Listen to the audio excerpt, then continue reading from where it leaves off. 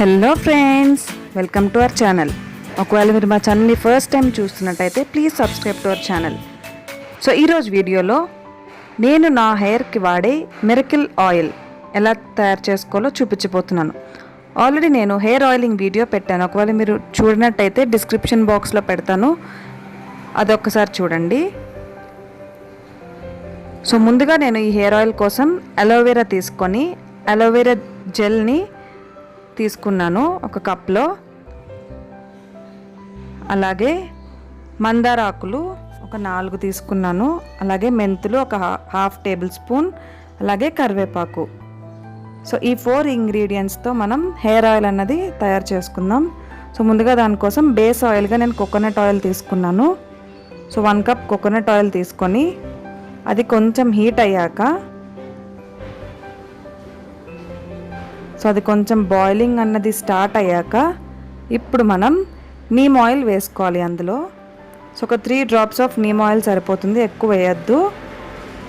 So neem oil కూడా వేసుకొని, ఒకవేళ మీ దగ్గర ఆల్మండ్ ఆయిల్ ఉన్నా అది కూడా వేసుకోవచ్చు. సో ఇప్పుడు మిగతా మనం ఇందాక తీసుకున్న ఇంగ్రీడియంట్స్ అన్నీ అందులో వేసుకొని ఒక 5 మినిట్స్ పాటు బాయిల్ చేసుకోవాలి. సో మొత్తం అందులో ఉన్న న్యూట్రియంట్స్ అన్నీ మన ఆయిల్లోకి వెళ్ళి హెయిర్కి చాలా మంచి రిజల్ట్ ఉంటుంది ఈ ఆయిల్ రాసుకుంటే.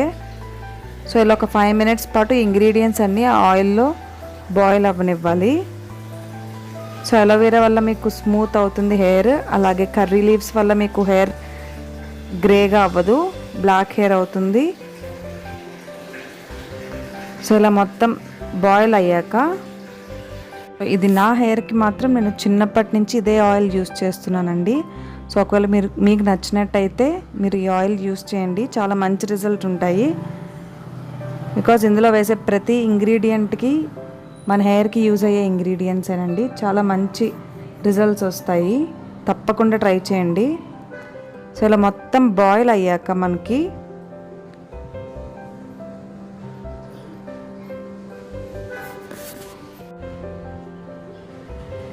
సో మందారాకులు అన్నవి కొంచెం అలా ఎండిపోయినట్టు అయిపోతాయి. ఇప్పుడు మనం స్టవ్ ఆఫ్ చేసుకొని ఒక 5 మినిట్స్ పాటు చల్లారనిచ్చి దీన్ని మనం ఫిల్టర్ చేసుకొని క్లీన్ బౌల్లోకి ఫిల్టర్ చేసుకొని, అలాగే దీన్ని మీరు స్టోర్ కూడా చేసుకోవచ్చు.